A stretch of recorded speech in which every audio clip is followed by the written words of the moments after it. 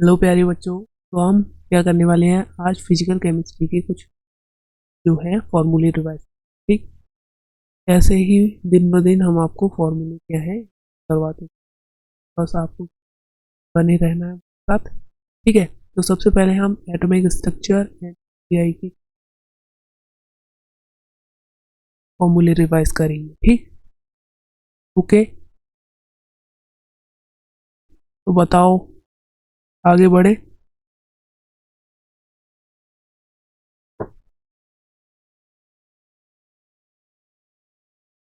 पहला है, क्या बोल रहा है ये, estimation of closest distance of approach of alpha particle. जो रदरफोर्ड का था, रदरफोर्ड का अल्फा स्कैटरिंग था,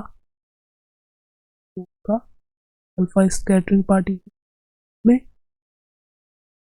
जो क्लोजेस्ट डिस्टेंस ऑफ अप्रोच है। ठीक है, के लिए जो रेडियस का फॉर्मूला था r equal to 4k into z square upon square. ठीक है, जो चार्ज था, चार्ज की वजह से एक unit two upon R square charge आ रहा, तो वो फोर्स का फॉर्मूला आ रहा था, वहां से ये निकाला। तो रेडियस ऑफ न्यूक्लियस जो था उन्हें क्या निकाला, r equals to r not A to the power 1/3 centimetre. R equals to r not e to the power 1/3 centimetre. अब मुझे यहाँ पर तुम टाइप करके बता दो, ये बताओ बच्चों, ये जो आर है, आर नॉट ये कांस्टेंट है, इसकी वैल्यू क्या है, आर नॉट की वैल्यू फटाफट टाइप करो। ऐसे ही याद होंगे फॉर्मूले, मैं तुमसे बार बार पूछूंगा तो तुम्हें बार बार क्या है जवाब देंगे सही से। ठीक, तो इसकी वैल्यू बताओ कितनी होती है, 1.4 इंटू 10⁻⁻13 सेंटीमीटर। समझ में आ गया। तो r equals to r not A to the power 1/3 centimetre आएगा। यहाँ पर आर की वैल्यू क्या हो जाएगी, आर की वैल्यू क्या हो जाएगी, आर की वैल्यू हो जाएगी 1.4 इंटू 10⁻⁻13 सेंटीमीटर। समझ में आ गया। यहाँ पर आर क्या है, रेडियस ऑफ न्यूक्लियस है। ए क्या है, जल्दी से टाइप करके बता दो, ए क्या है। ए है एटॉमिक, बोले तो एटॉमिक मास। ठीक है, अब प्लैंक क्वांटम थ्योरी, प्लैंक ने क्या कहा, ने क्या कहा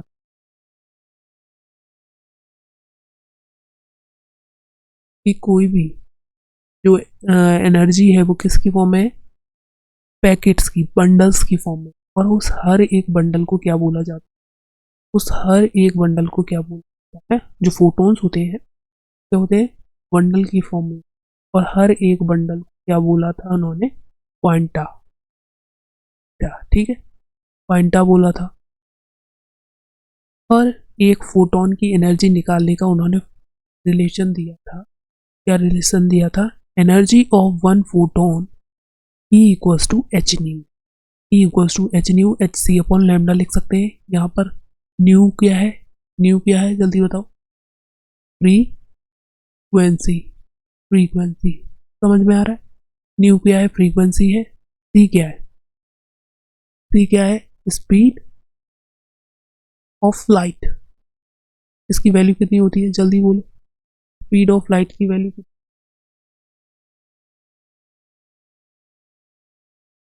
तो ये हो जाएगी 3 × 10⁸ मीटर पर सेकेंड, 3 × 10⁸ मीटर पर सेकेंड हो जाएगी। ठीक, समझ में आ गया। देखो फॉर्मूला तुम्हें ऐसे ही याद हो पाएंगे, मैं तुमसे पूछूं तुम्हें बताने हैं। इस बार तो मैंने आपको सामने लिख कर दे दिया है फॉर्मूला, लेकिन अगली बार क्या है, मैं तुमसे पूछूंगा और तुम्हें डायरेक्ट फॉर्मूला टाइप करके बताना। ठीक है मंजूर, ये चले, ठीक है, ठीक है। तो देखो, जो यहाँ पर ये लेमडा है वो क्या है, फटाफट बोलते जाओ। लेमडा क्या है, वेवलेंथ, वेवलेंथ। लेमडा क्या है, वेवलेंथ है। इसे किस में, मीटर सेंटीमीटर वगैरह, तो ये डिस्टेंस। एच क्या है, एच बता दो। तो यहाँ पर तुम्हें एच दिख रहा, ये तुम्हें यहाँ पर दिख रहा है, उसकी वैल्यू बता देखो फटाफट बता। एच की वैल्यू क्या होगी? तो 6.02 इंटू 10⁻⁻⁴ जूल सेकेंड। ये क्या हो जाएगा? प्लैंक की value, Planck constant 6.62 into 10⁻⁻⁴ joule second. समझ में आ गया? आगे आ जाओ। Einstein photo electric equation. Einstein photo electric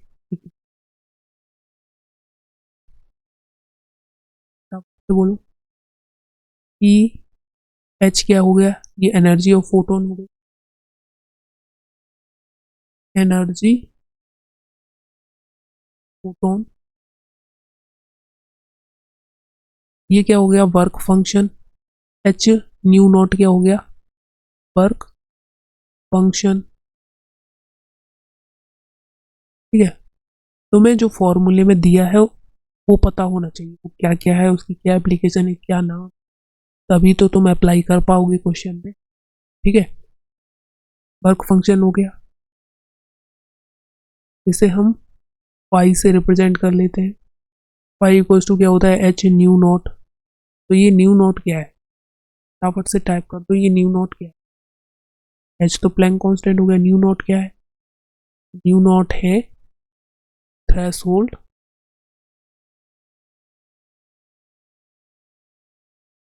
frequency.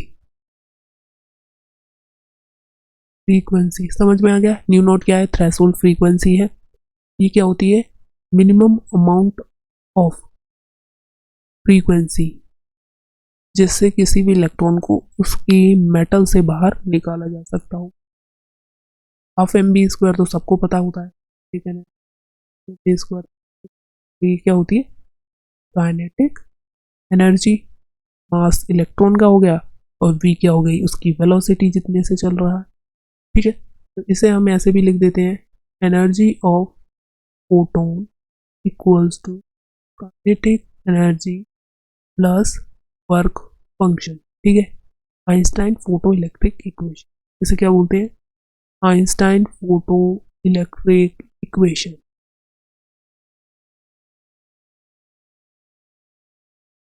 Einstein photo electric equation समझ में आ गया? आगे चलें।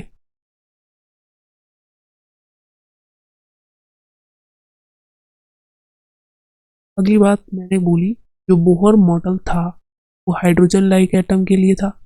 बोहर मॉडल था वो किसके लिए था? हाइड्रोजन लाइक एटम्स के लिए था। उसमें उनका एंगुलर मोमेंटम का फॉर्मूला एम बी आर क्या होता है? एंगुलर मोमेंटम, इसे एल से भी रिप्रेजेंट कर goes to N H upon 2 pi के बराबर होता है। एन एच अपॉन 2 पाई के बराबर होता है, ऐसा बोहर मॉडल में बोला गया। तो यहाँ पर बता दो मुझको फटाफट से, एम क्या है? क्या है? मास। वी क्या है? वेलोसिटी। आर क्या है? जिस रेडियस की ऑर्बिट के अंदर वो घूम रहा। आर यहाँ पर इंपॉर्टेंट है, पता होना चाहिए क्या है? आर है ऑर्बिट की रेडियस। रेडियस ठीक है, क्या है? R radius of.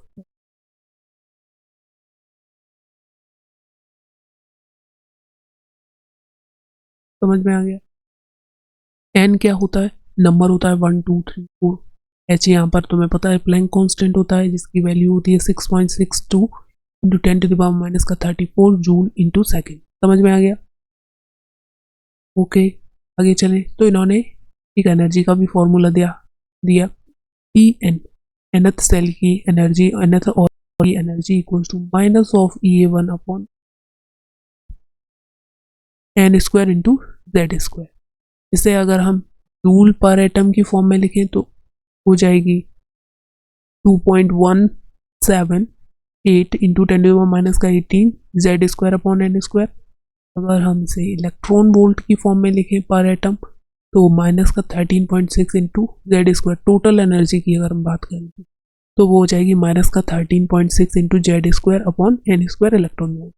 यहाँ पर बता दो जेड क्या है? तो जेड है एटॉमिक नंबर, जेड क्या है, एटॉमिक नंबर हो जाएगा, एन क्या है, एन ऑर्बिट या सेल, ऑर्बिट या फिर बोले तो बच्चा लोग सेल। बताओ यहाँ तक चमका, चमक गया क्या? ठीक है, ये तो मैं याद नहीं रखा, बस इतना करो, इलेक्ट्रॉन वोल्ट में और जूल में वैल्यू याद रखो। ठीक, क्या क्या है, जेड क्या है, उसमें क्या है, जेड ऊपर आता है तो नीचे आता है एनर्जी की फॉर्म में, वो तुम्हें याद रखना। ठीक, अगर हम बात करें रेडियस की, रेडियस ऑफ दैट ऑर्बिट, तो क्या हो जाएगा, आर एनथ सेल की जो है वो रेडियस का फॉर्मूला है 0.529 into n square by z angstrom. ठीक है, ये वैल्यू एंगस्ट्रॉम में है, याद रखना है। इसे हम लगभग कितना लिख लेते हैं, approximately 0.53 into n square by z angstrom. समझ में आ गया? ठीक, ऐसे भी लिख सकते हैं। तो रेडियस का फॉर्मूला याद हो गया, 0.529 into n square by z angstrom. ठीक है, मेरे साथ याद रखो, दोबारा बोलो, radius of Bohr orbit equals to क्या था, 0.529 into z square upon n square, n square upon z equals to, किसमें आएगा ये, एंगस्ट्रॉम में। ठीक है, याद रखना है, यूनिट बहुत जरूरी है, फॉर्मूला याद है, सब कुछ याद है, यूनिट नहीं पता आंसर गलत हो जाएगा। सब कुछ याद है फॉर्मूले में, फॉर्मूला भी याद है, लेकिन ये नहीं पता कि फॉर्मूला में एन क्या है, जेड क्या है, तो भी आंसर नहीं आएगा, तो भी सवाल सॉल्व नहीं होगा। ठीक है, बहुत सारे बच्चे कहते रहते हैं सर मुझे ये नहीं आ रहा, सर मेरे से फिजिकल केमिस्ट्री के क्वेश्चन सॉल्व नहीं होते। तो सबसे पहले बच्चा लोग ध्यान से फॉर्मूले पढ़ो, फॉर्मूले में क्या क्या गिवन है वो पढ़ो, उसके बाद ही तो तुम्हें एप्लीकेशन आएगी, उसकी अप्लाई कर पाओगे। ठीक है, तो टाइप कर दो, बाई बाई टाइप कर दो, अगर समझ में आ गया तो अपना code word by by type कर दो, फटाफट टाइप कर दो, क्या समझ में आ गया तो आगे बढ़ जाए। देखो यहाँ पर उन्होंने वेलोसिटी का भी एक फॉर्मूला दिया, 2 pi Z square upon N H, Z E square upon N H, वो किस में दिया, 2.18 into 10⁶ Z upon N metre पर सेकेंड स्पीड थी जिस स्पीड से वो घूम रहा, वेलोसिटी बोले, उसका फॉर्मूला क्या हो जाएगा, 2.18 into 10⁶ into z upon n, z ऊपर आएगा, एन नीचे आएगा, सिंगल पावर में रहेगा, सिंगल पावर में रहेगा, मीटर पर सेकेंड में आएगा। समझ में आ गया? फॉर्मूला याद करो, उसकी यूनिट भी साथ में याद करो, और फॉर्मूले में क्या क्या है वो भी याद, समझ गए? आगे बढ़ जाएं, तो एनर्जी का फॉर्मूला हो गया, रेडियस का फॉर्मूला हो गया, वेलोसिटी का फॉर्मूला हो गया, और एंगुलर मोमेंटम। एंगुलर मोमेंटम बोले ऑफ ऑर्बिट, ऑर्बिट तो ये लगाना है, अगर ऑर्बिटल बोले तो हमें कौन सा लगाना होगा, तो हमें लगाना होगा under root of L bracket में L plus 1 into H upon 2 pi. समझ में आ गया? तो ऑर्बिट बोले तो M B R equal to N H upon 2 pi लगाना है। ठीक, आगे चलें।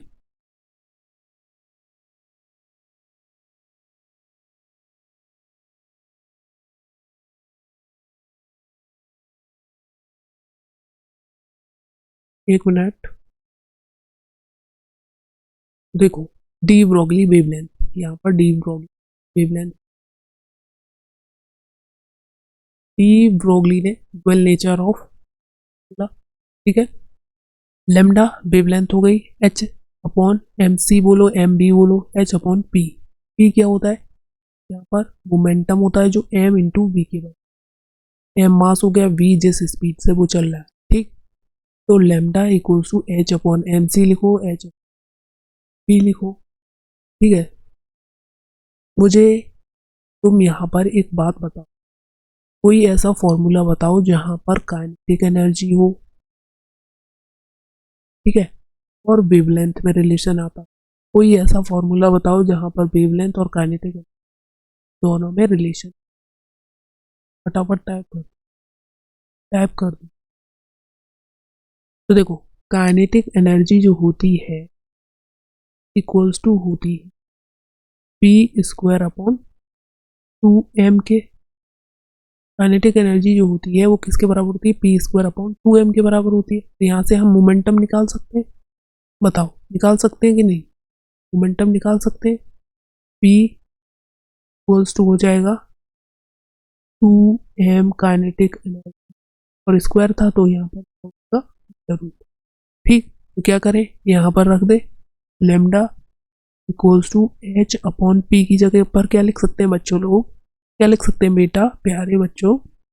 लिख सकते हैं under root of 2m K ई। तो हो गया, यहाँ पर लेमडा भी आ रहा है और काइनेटिक एनर्जी भी आ रही है, तो रिलेशन पता चल गया। Lambda equals to H upon under root of 2m K ई। के ई क्या हो गया? काइनेटिक एनर्जी, लेमडा वेवलेंथ, और यहाँ पर प्लैंक कांस्टेंट। समझ में आ गया? ऐसे रिलेशन पूछे तो ये रिलेशन याद रखना है। काइनेटिक एनर्जी जो होती है वो इक्वल्स टू होती है पी स्क्वायर अपॉन 2m के। एम मास है, पी मोमेंटम है, और के ई क्या है यहाँ पर? Kinetic energy. समझ में आ गया? ठीक है,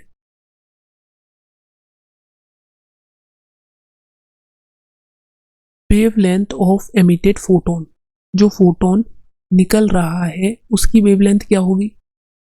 वेवलेंथ ऑफ एमिटेड फोटोन, तो 1 अपॉन लेमडा।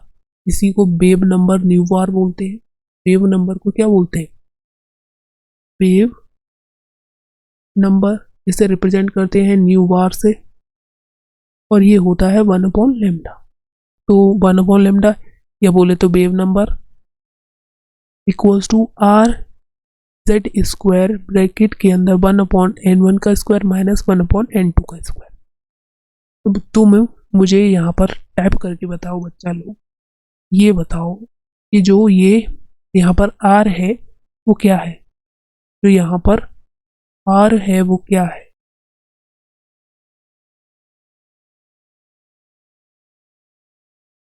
जल्दी फटाफट बताओ, आर है वो क्या है? जो ये आर दिख रहा है इसकी वैल्यू क्या है? तो ये है रेडवर्क कांस्टेंट। इसकी वैल्यू कितनी होती है? 1.097 इंटू 10⁻⁷। समझ में आ गया? तो ये वैल्यू होती है रेडवर्क कांस्टेंट की। अगर मैं बोलूँ 1 अपॉन रेडवर्क कांस्टेंट, क्या हो जाएगा? आर एच से रिप्रेजेंट कर लो, वो होता है 912 एंगस्ट्रॉम। ठीक है, तो 1 अपॉन आर की वैल्यू भी याद रखो, आर की वैल्यू भी याद रखो। ये एंगस्ट्रॉम में है, ये मीटर में है। अब यहीं पर बता दूं कि 1 एंगस्ट्रॉम बराबर कितने मीटर? 1 एंगस्ट्रॉम बराबर कितने मीटर होते हैं? जल्दी टाइप करके बता दो। 1 एंगस्ट्रॉम में कितने मीटर होते हैं? तो 10⁻⁻10 metre. 1 angstrom equals to 10⁻⁻10 metre. जल्दी जल्दी बताते रहोगे तो याद होता रहेगा, सब कुछ याद हो जाएगा। अगर तुम आंसर लगातार मैंने जो पूछा है वो देते रहोगे, मैंने जो पूछा है वो देते रहोगे, तो चलो क्या होगा, आपको सब कुछ याद हो जाएगा। आपको सब कुछ आता है, बस रिकॉल करना है। मैं पूछ रहा हूँ, आपको बताना है बस। नहीं आ रहा है उसे नोट कर लो, जो नहीं पता है वो लिख लो। ठीक, तो 1 एंगस्ट्रॉम इक्वल्स टू 10⁻⁻10 मीटर हो जाएगा। 1 नैनोमीटर, 1 नैनोमीटर जो होगा 10⁻⁹ माइनस के मीटर के बराबर हो जाएगा। चलो अब बात करते हैं नंबर ऑफ फोटोन। एक मिनट, यहाँ पर जेड क्या हो गया? जेड तो सबको पता है एटॉमिक नंबर होता है। यहाँ पर n1 कौन सा एनर्जी लेवल है, हायर या लोअर? n1 n2 लिखा है, तो n1 जो है वो कौन सा एनर्जी लेवल है? जनरली बच्चे भूल जाते हैं, N1 N2 याद कर लिया, भूल जाएंगे। तो ये होता है lower energy level, lower energy level. समझ में आ गया? कौन सा लेवल? Lower energy level. और N2 क्या हो जाएगा? हायर एनर्जी लेवल, जहां से इलेक्ट्रॉन जो है आ रहा है। तो ये याद कैसे करोगे इसे? तो देखो ऐसे याद करो, 1 में और 2 में छोटा कौन है? 1, मतलब लोअर एनर्जी लेवल। और 2 कौन सा है? बड़ा। इसका मतलब कौन सा हो गया बच्चा लोग? Higher energy level. ठीक है, याद करने का भी मैं तुम्हें बताते चलूंगा कैसे तुम्हें याद रखना है, या तुम्हें याद रखना चाहिए, किस तरह से याद रखना चाहिए, किस चीज़ पर फोकस करना चाहिए। ठीक, समझ में आ गया? फॉर्मूला रिवाइज कर रहे हैं इस बार इस फॉर्मेट में, लेकिन अगली बार करेंगे तो मैं तुमसे पूछूंगा और तुम्हें बताना पड़ेगा। ठीक है, डन।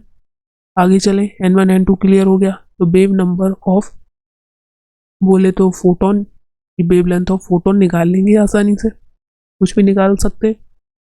अब number of photon emitted by sample of hydrogen atom.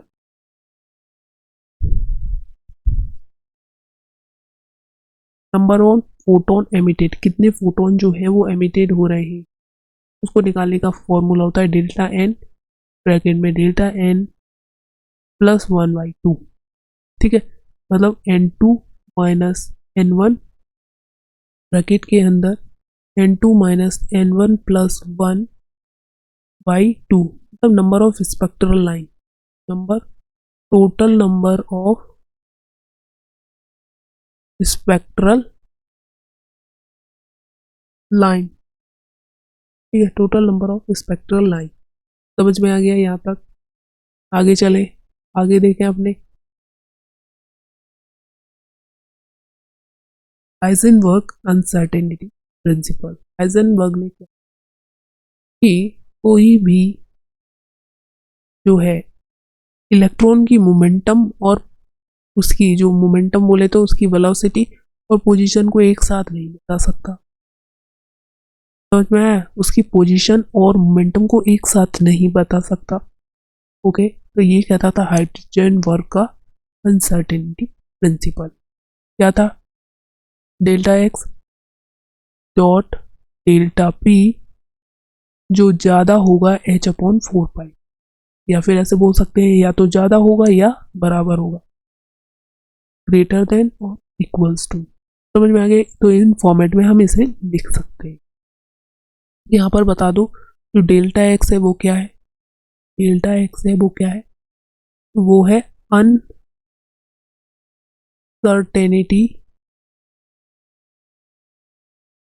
In position, position में अनिश्चितता, अनसर्टेनिटी इन पोजीशन। समझ में आ गया? डेल्टा पी बता दो, तो यहीं पर डेल्टा पी बता दो। तो uncertainty in momentum, uncertainty in momentum. समझ में आ गया? जल्दी जल्दी से बताते चलो। एम क्या है? अगर इसको मैं P equals to m v, यहाँ पर मुझे मोमेंटम पता होता है P equals to m v होता है, तो इसको लिख सकता हूँ। देखो, मोमेंटम में अनसर्टेनिटी है, मास में तो कोई अनसर्टेनिटी नहीं होगी, मास तो एज इट इज रहेगा, लेकिन वेलोसिटी में अनसर्टेनिटी हो सकती है, तो डेल्टा V। यहाँ पर मैंने P की जगह पर M और B को पुट कर दिया, M और B को, तो यहाँ पर ये फॉर्मूला बन जाएगा। ठीक है, मास को हम इधर भेज देंगे, तो पोजीशन टू वेलोसिटी जो है उसमें अनसर्टेनिटी वो हमेशा बड़ी होगी या बराबर होगी। ठीक है, लेकिन जब सवाल सॉल्व करते हैं तो हम बराबर ले लेते। ठीक है, बराबर ले लेते। अच्छा, समझ में आया? समझ में आया? अगर क्वेश्चन में इलेक्ट्रॉन बोला है तो यहाँ पर इलेक्ट्रॉन का मास रख देना है, कोई दूसरा पार्टिकल बोला है तो उसका मास रख देना है। ये हो गया प्लैंक कांस्टेंट, 4π तो कांस्टेंट होता है। चलो, बहुत छोटी सी बात बता दो, पाई की वैल्यू बता दो फटाफट, फटाफट फटाफट करो। पाई की वैल्यू तो 22/7 हो जाएगा, या फिर इसे क्या लिख देते हैं 3.14। ठीक है, समझ गए? समझ गए तुम सब? लग रहा है सब कुछ समझ गए तुम। अरे तुम बहुत समझदार लोग, तुम्हारी तो कोई बराबरी नहीं कर पाएगा बच्चों। ठीक है, अब हमें क्या करना है, क्वांटम नंबर्स। क्वांटम नंबर्स कितनी होती है? 4 तरह की होती है। प्रिंसिपल क्वांटम नंबर, दूसरा azimuthal quantum number, magnetic quantum number और स्पिन क्वांटम नंबर। और स्पिन क्वांटम नंबर, तो 4 तरह की क्वांटम नंबर हो गई। Principal quantum number 1 2 3 to infinite हो सकती है। इसे हम किस फॉर्मेट में लिख सकते हैं?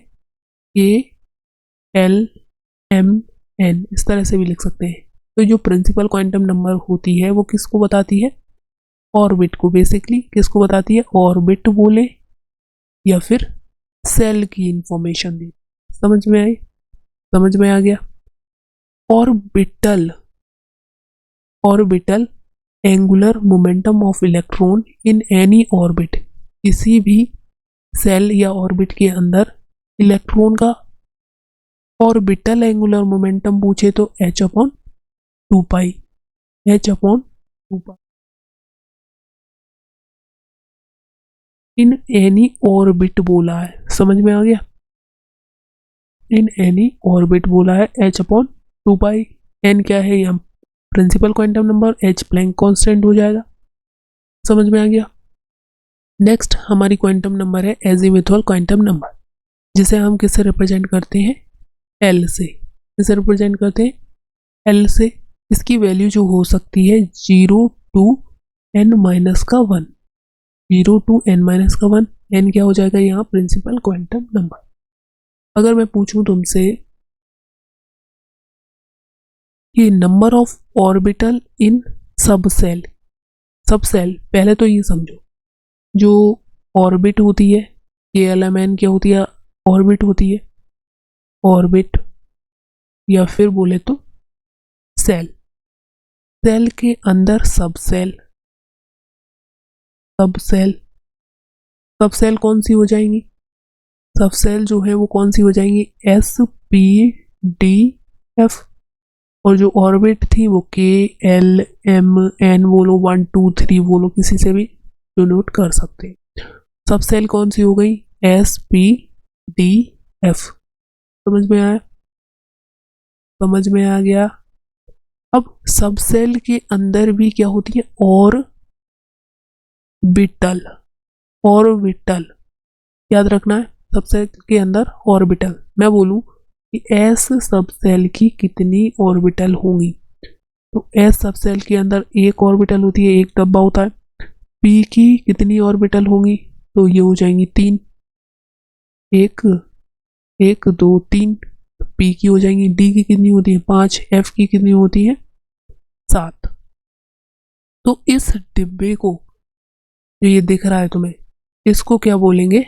ऑर्बिटल। मैंने बोला पी के लिए कितने डिब्बे हैं? एक ये दिख गया तुम्हें, दूसरा ये दिख गया, ठीक है, तीसरा जो है ये दिख गया। 1 2 3, ये 3 क्या है? ऑर्बिटल है। समझ में आया? हर एक डिब्बे को क्या बोला जाता है? ऑर्बिटल। ये फर्स्ट, ये सेकंड, ये थर्ड। PX, PY, PZ। और S के पास तो एक ही डिब्बा होता है। समझ में आ गया? ऑर्बिट वर्ड और ऑर्बिटल, क्योंकि बहुत सारे बच्चे हैं वो कंफ्यूज हो जाते हैं, ऑर्बिट और ऑर्बिटल समझ नहीं पाते और आंसर कर देते हैं गलत। तो मैं समझ के चलना है, ऑर्बिट बोले तो सेल और ऑर्बिटल बोले तो एक डब्बा। ठीक है, ऐसे याद करो, ये एक डब्बा है। रेलगाड़ी के बहुत सारे डब्बे होते हैं, ट्रेन के बहुत सारे डब्बे होते हैं, उसमें से एक डिब्बा जो होगा वो क्या होगा? ऑर्बिटल होगा। पूरी ट्रेन जो होगी वो क्या है? ऑर्बिट। ठीक, समझ में आ गया? चमका कि नहीं चमका? बाय बाय टाइप कर दो, हम आगे बढ़ेंगे। बाय बाय टाइप कर दो, हम आगे बढ़ेंगे। चमक गया तो ठीक। तो यहाँ पर ये हो गया, और एजीमुथल क्वांटम नंबर हो गया, number of orbitals in shell. तो इसके लिए फॉर्मूला होता है 2l + 1। 2l+1 और हमें पता होता है l की वैल्यू।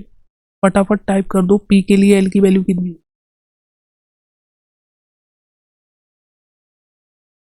फटाफट टाइप कर दो p के लिए l की वैल्यू कितनी होगी।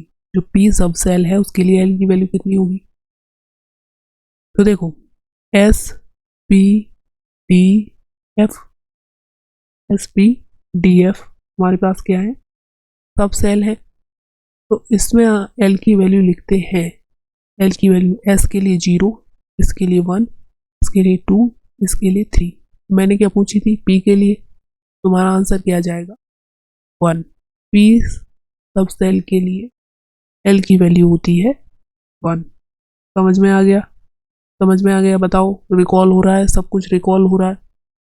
तुमने बहुत कुछ पढ़ा है, सब कुछ पढ़ा है, सब कुछ आता है तुम्हें, लेकिन तुम्हें यहाँ पर कितना बता पा रहे हो, कितना आंसर दे पा रहे हो, कमेंट में कितना लिख पा रहे हो, वो तुम पर डिपेंड कर, ठीक है। और हमें क्या कराना है, तुम्हें याद कराना है, सब कुछ याद कराना है, ऐसे ही छोटे छोटे कॉन्सेप्ट से। समझ गए, आगे चले तो याद हो जाएगा। नंबर ऑफ ऑर्बिटल्स इन सब सेल 2l+1, 2l+1। l की वैल्यू हम जानते हैं, s के लिए 0, p के लिए 1, d के लिए 2, f के लिए 3। समझ में आ गया।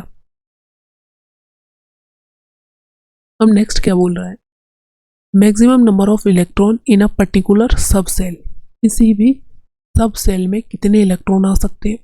तो देखो एक सब सेल के अंदर ऑर्बिटल का नंबर कितना है 2l+1, ठीक है। और हर एक ऑर्बिटल, इस एक डब्बा क्या है ऑर्बिटल है, इसके अंदर 1-2 इलेक्ट्रॉन आ सकते हैं। अगर मेरे पास नंबर ऑफ ऑर्बिटल्स इन सब सेल है 2l+1, तो इलेक्ट्रॉन कितने हो जाएंगे, जस्ट डबल। तो हम क्या करेंगे यहाँ पर 2 × 2l+1 जब बोला जाए maximum number of electron in particular सब सेल, ठीक है। यहाँ पर याद रखना है, हमें पता है सब सेल के अंदर ऑर्बिटल का नंबर होता है 2l+1 और इलेक्ट्रॉन कितने हो जाएंगे, ट्वाइस हो जाएंगे, क्योंकि एक डब्बे में 2 भरे जा सकते हैं। तो 2 × 2l+1। समझ में आ गया। नेक्स्ट है हमारा orbital angular momentum. Orbital angular momentum, यहाँ पर देखो, यहाँ पर ये ऑर्बिट होगा, ये orbit angular momentum of electron in any orbit nh/2π, ये किसके बराबर होता है mv/r के। यहाँ पर होता है ऑर्बिटल, दोनों बातों को ध्यान रखना है। ऑर्बिटल एंगुलर मोमेंटम l वो होगा h/2π ब्रैकेट में l+1 अंडर रूट कर दो, या फिर जो h/2π होता है हम उसे हैज से लिख सकते हैं, h और इस तरह से क्रॉस कर दो, इसे बोलते हैं हैज। समझ में आ गया। तो ऐसे भी लिखा आ सकता है, ऐसे भी लिखा आ सकता है। अब l की वैल्यू तो हमें पता होगी ही बच्चा, s के लिए 0, p के लिए 1, d के लिए 2, f के लिए 3। तो यहाँ से हम l की वैल्यू लिखेंगे आसानी से l+1 × हैज, यहाँ पर लिखा है, इधर लिख लूँ हैज। ये हो जाएगा हमारा ऑर्बिटल एंगुलर मोमेंटम, इस डब्बे के अंदर मोमेंटम। और वो किसका था, ऑर्बिट, इस ऑर्बिट का एंगुलर मोमेंटम था। समझ में आ गया, समझ में आ गया। बाई वाई टाइप कर दो हमारा कोड वर्ड। बाई वाई का मतलब है कि हमें समझ में आ गया है सर, आगे बढ़ो, ठीक है। चलो यहीं पर और बताओ मुझे, यहीं पर तुम मुझे बताओ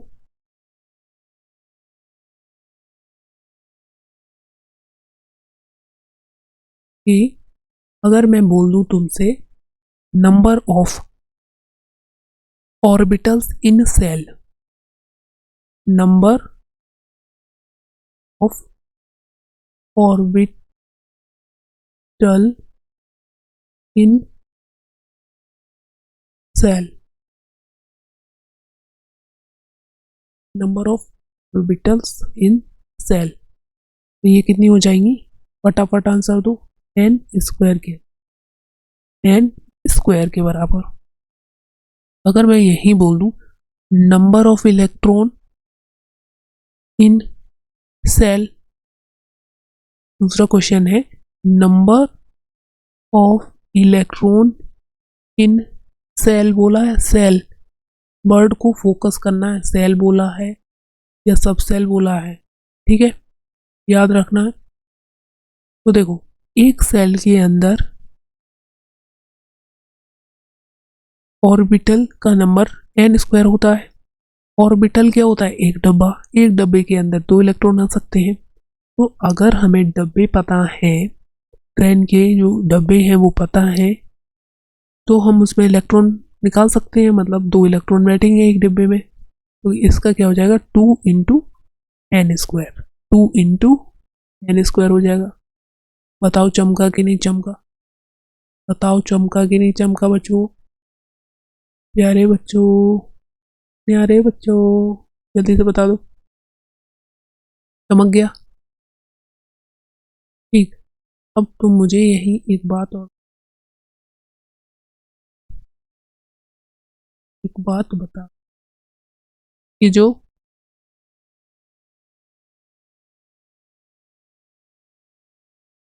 हाफ वाव का नियम था उसमें लोअर एनर्जी पहले भरी जाती थी या फिर हायर? लोअर पहले भरी जाती थी या फिर हायर? हाफ वाव के नियम में लोअर एनर्जी स्टेट पहले भरी जाती थी या हायर? तो आंसर है लोअर। लोअर एनर्जी थी उसमें पहले इलेक्ट्रॉन जाते थे, देन हायर एनर्जी में जाते थे, ठीक है।